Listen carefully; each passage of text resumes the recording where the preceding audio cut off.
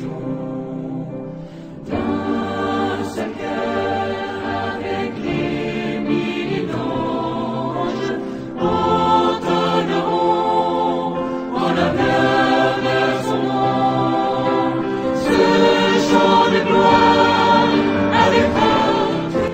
monde entier et a toujours fait du mariage homosexuel une parade.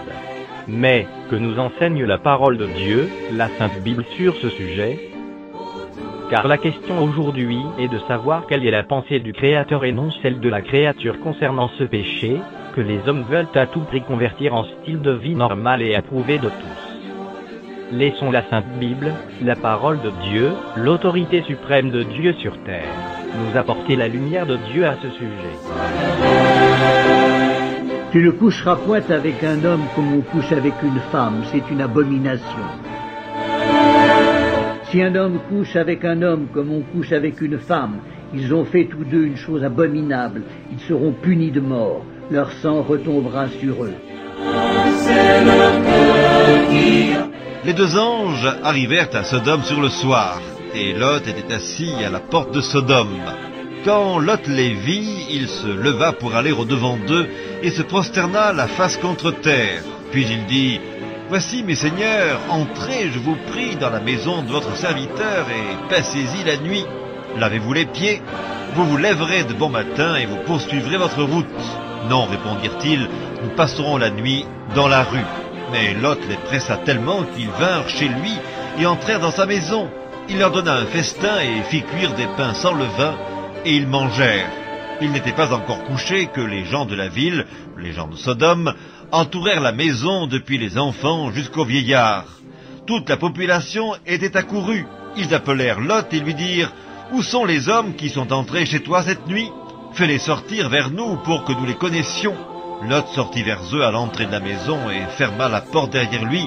Et il dit, « Mes frères, je vous prie, ne faites pas le mal. Voici, j'ai 2 filles qui n'ont point connu d'homme. Je vous les amènerai dehors et vous leur ferez ce qu'il vous plaira. Seulement, ne faites rien à ces hommes puisqu'ils sont venus à l'ombre de mon toit. » Ils dirent, « Retire-toi. » Ils dirent encore, « Celui-ci est venu comme étranger et il veut faire le juge. Eh bien, nous te ferons pire qu'à eux. » Et pressant Lot avec violence, ils s'avancèrent pour briser la porte. Les hommes étendirent la main, firent rentrer Lot vers eux dans la maison et fermèrent la porte. Et ils frappèrent d'aveuglement les gens qui étaient à l'entrée de la maison, depuis le plus petit jusqu'au plus grand, de sorte qu'ils se donnèrent une peine inutile pour trouver la porte.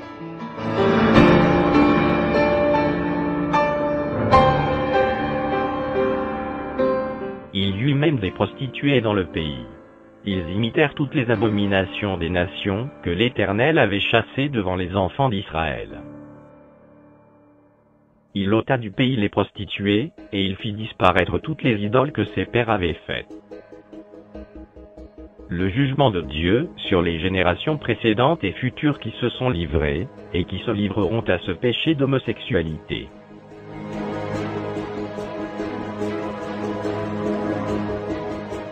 La colère de Dieu se révèle du ciel contre toute impiété et toute injustice des hommes qui retiennent injustement la vérité captive, car ce qu'on peut connaître de Dieu est manifeste pour eux, Dieu le leur ayant fait connaître. En effet, les perfections invisibles de Dieu, sa puissance éternelle et sa divinité se voient comme à l'œil depuis la création du monde quand on les considère dans ses ouvrages.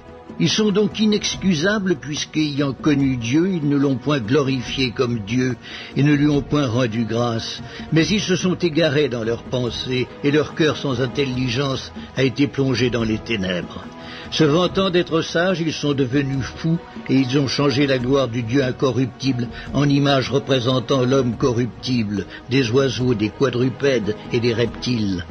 C'est pourquoi Dieu les a livrés à l'impureté, selon les convoitises de leur cœur, en sorte qu'ils déshonorent eux-mêmes leur propre corps, eux qui ont changé la vérité de Dieu en mensonge, et qui ont adoré et servi la créature au lieu du Créateur, qui est béni éternellement. Amen.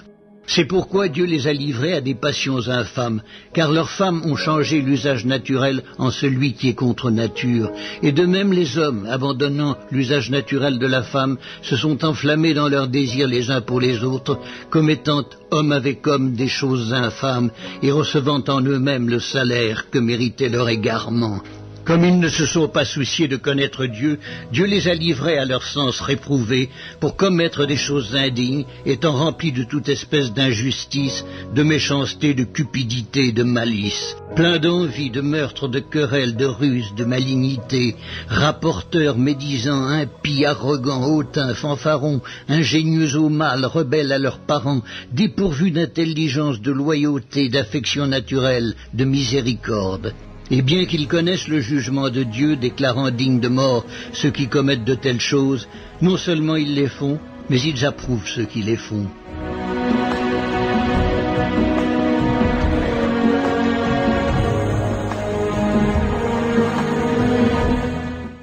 S'il a condamné à la destruction et réduit en cendres les villes de Sodome et de Gomorrhe, les donnant comme exemple aux impies à venir, et s'il a délivré le juste Lot, profondément attristé de la conduite de ces hommes sans frein dans leur dissolution, car ce juste, qui habitait au milieu d'eux, tourmentait journellement son âme, juste, à cause de ce qu'il voyait et entendait de leur œuvre criminelle. Le Seigneur s'est délivré de l'épreuve, les hommes pieux, et réservé les injustes pour être punis au jour du jugement. Que Sodome et Gomorrhe, et les villes voisines, qui se livrèrent comme eux, à l'impudicité, et à des vices contre nature, sont donnés en exemple, subissant la peine d'un feu éternel. Ce qui arriva du temps de Lot, arrivera pareillement. Les hommes mangeaient, buvaient, achetaient, vendaient, plantaient, bâtissaient. Mais le jour où Lot sortit de Sodome, une pluie de feu et de soufre tomba du ciel et les fit tous périr. Il en sera de même le jour où le Fils de l'homme paraîtra. Mais, eux, semblables à des brutes qui s'abandonnent à leur penchant naturel, et qui sont nés pour être prises et détruites, ils parlent d'une manière injurieuse de ce qu'ils ignorent, et ils périront par leur propre corruption, recevant ainsi le salaire de leur iniquité. Ils trouvent leur délice à se livrer au plaisir en plein jour. Hommes tarés et souillés, ils se délectent dans leur tromperie, en faisant bonne chère avec vous.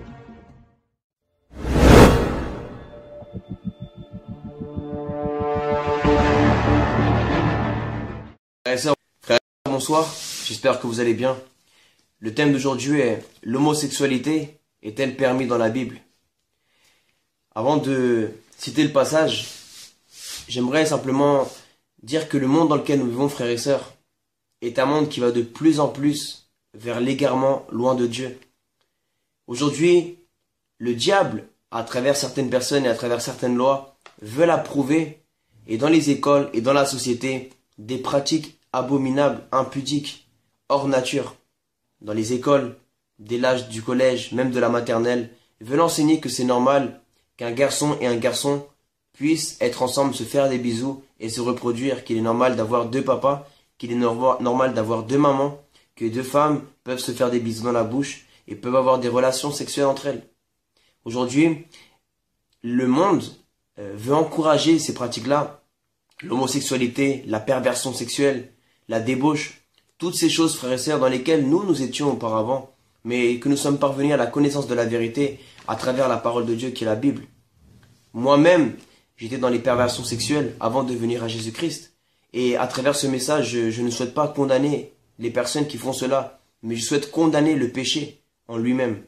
Moi-même, je n'ai pas demandé à Dieu qu'il bénisse mon péché, mais je me suis repenti et j'ai demandé pardon à Dieu pour ce que j'avais fait.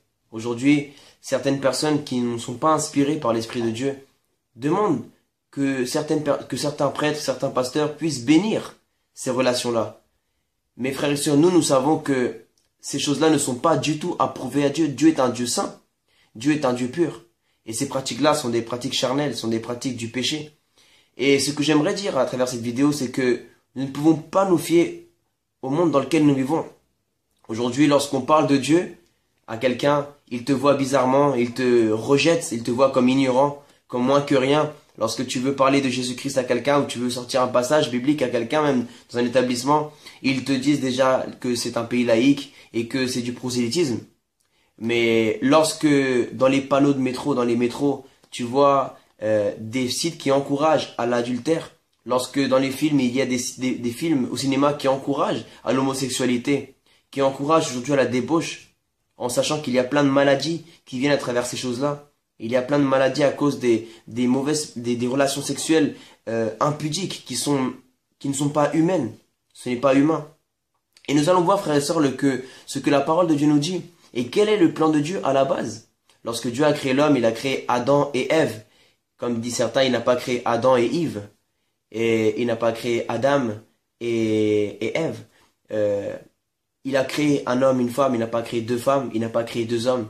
C'est le plan parfait de Dieu à la base. Il n'a pas créé un homme et deux femmes non plus, il n'a pas créé deux hommes et une femme, parce qu'aujourd'hui, il y a des pratiques tellement perverses qu'il y a des hommes avec une femme et plusieurs femmes avec un seul homme. Et toutes ces choses, frères et sœurs, nous devons nous repentir, nous devons abandonner toutes ces choses-là. Notre corps désire ces choses-là, mais notre esprit désire la sainteté de Dieu. Amen. Alors nous allons voir ensemble, frères et sœurs, ce que dit la parole de Dieu à ce sujet-là. Nous devons chercher la sainteté. Et l'apôtre Paul en parlait justement aux Romains, lorsqu'il a envoyé la lettre aux Romains. Alors nous allons aller au chapitre 1, verset 26 de la lettre aux Romains. Il est dit, « C'est pour cette raison que Dieu les a livrés à des passions déshonorantes. Leurs femmes ont remplacé les rapports sexuels naturels par des relations contre nature. De même, les hommes ont abandonné les rapports naturels avec la femme et se sont enflammés dans leurs désirs les uns pour les autres. Ils ont commis homme avec homme des actes scandaleux et ont reçu en eux-mêmes le salaire qui méritait leur égarement. Comme ils n'ont pas jugé bon de connaître Dieu, Dieu les a livrés à leur intelligence déréglée, de sorte qu'ils commettent des actes indignes. » Amen. Frères et sœurs, je le répète encore, cette vidéo n'est pas pour condamner nos frères et sœurs qui sont de l'homosexualité, mais cette vidéo est plutôt pour les encourager à prendre conscience de que cela est un péché devant Dieu et que cela peut les mener en enfer. Et vraiment, partager cette vidéo au maximum, non pas dans le but de condamner ces personnes-là, mais plutôt de les aider à sortir de cette perversité, comme nous-mêmes, nous aussi, nous étions dans la perversion, dans la perversité, parce que souvent nous regardons les homosexuels à un plus haut niveau qu'un fornicateur. Qu'est-ce qu'un fornicateur?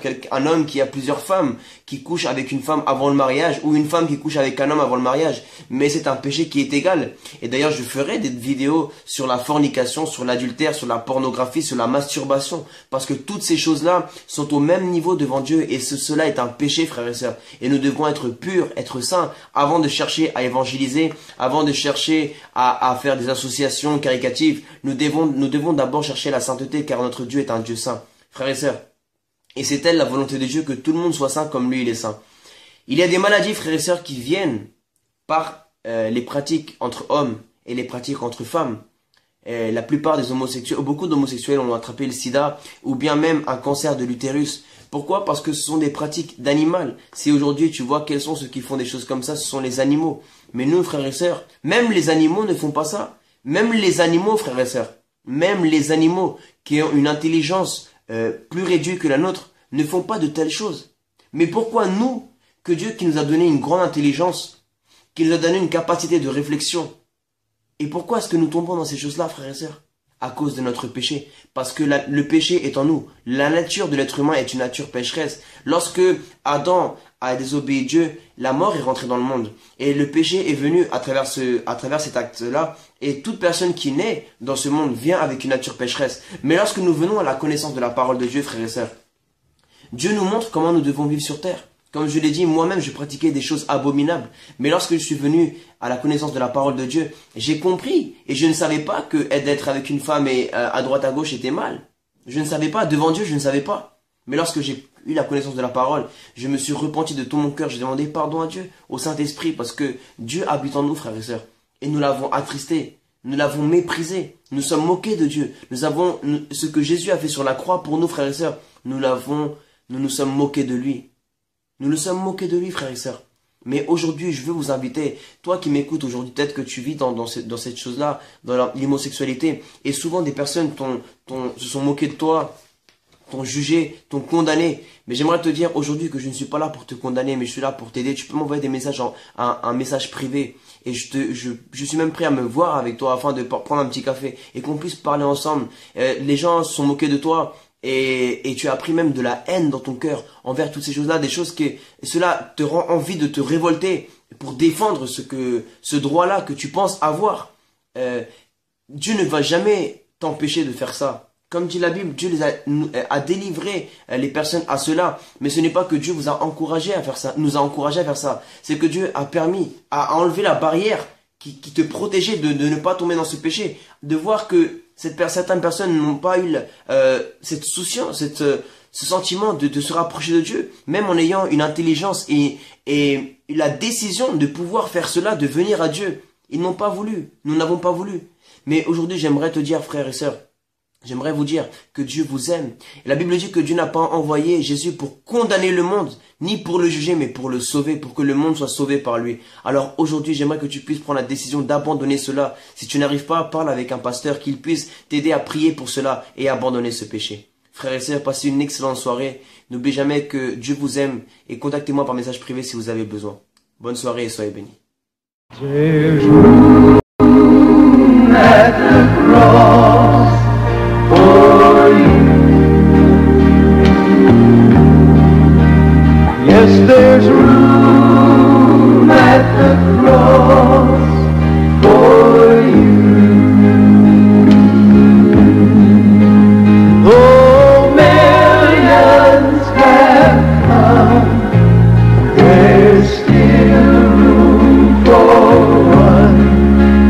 Yes, there's room at the cross for you.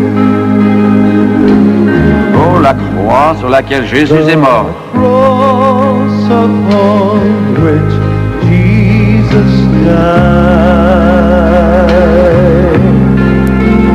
is a shed. Elle est un abri. 12 peuvent y venir.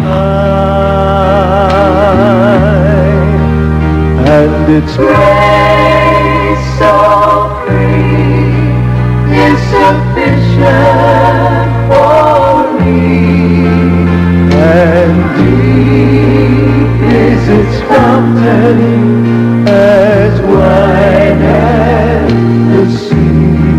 Chantez-le. There's room at the cross for you.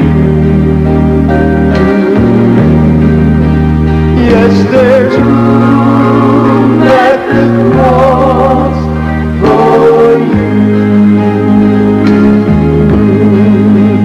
Though millions have come, there's still room for one. Yes, there's room at the cross for you.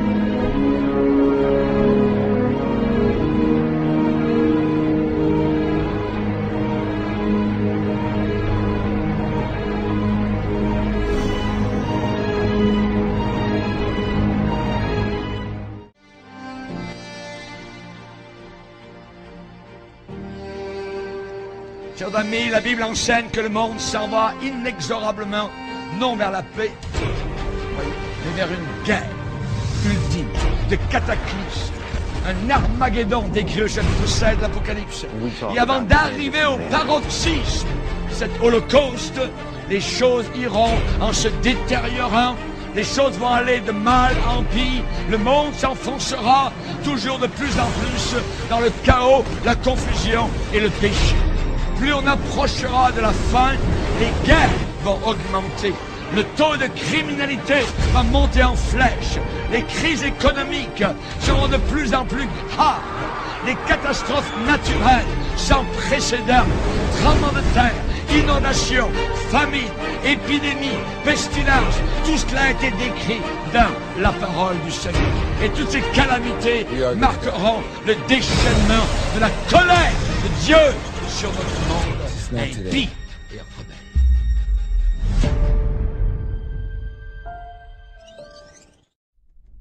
Quelle est la volonté de l'Éternel Dieu créateur, notre Seigneur et grand Dieu incarné Jésus-Christ, dans tout ceci, depuis le commencement? La seule et unique réponse immuable, invariable, certaine et éternelle, que nous donne la parole de Dieu, la Sainte Bible, est un homme pour une femme, dans le mariage. Ceci est la position éternelle de notre Créateur Jésus-Christ. À prendre ou à laisser. L'Éternel Dieu dit, « Il n'est pas bon que l'homme soit seul, je lui ferai une aide, semblable à lui. » L'Éternel Dieu forma de la terre tous les animaux des champs et tous les oiseaux du ciel, et il les fit venir vers l'homme pour voir comment il les appellerait, et afin que tout être vivant portât le nom que lui donnerait l'homme. Et l'homme donna des noms à tout le bétail, aux oiseaux du ciel et à tous les animaux des champs. Mais pour l'homme, il ne trouva point d'aide semblable à lui. Alors l'Éternel Dieu fit tomber un profond sommeil sur l'homme qui s'endormit. Il prit une de ses côtes et referma la chair à sa place. L'Éternel Dieu forma une femme de la côte qu'il avait prise de l'homme, et il l'amena vers l'homme. Et l'homme dit, « Voici cette fois celle qui est os de mes os et chair de ma chair. On l'appellera femme, parce qu'elle a été prise de l'homme. C'est pourquoi l'homme quittera son père et sa mère, et s'attachera à sa femme, et ils deviendront une seule chair. »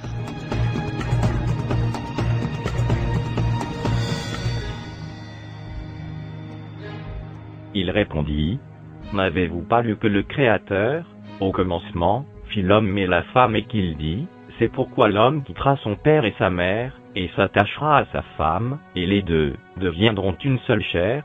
Ainsi ils ne sont plus deux, mais ils sont une seule chair.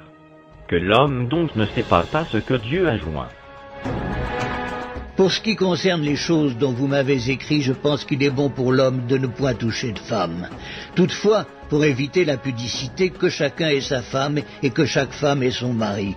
Que le mari rende à sa femme ce qu'il lui doit et que la femme agisse de même envers son mari. Je suis venu comme une lumière dans le monde, afin que quiconque croit en moi ne demeure pas dans les ténèbres. Si quelqu'un entend mes paroles et ne les garde point, ce n'est pas moi qui le juge, car je suis venu non pour juger le monde, mais pour sauver le monde. Celui qui me rejette et qui ne reçoit pas mes paroles a son juge. La parole que j'ai annoncée, c'est elle qui le jugera au dernier jour.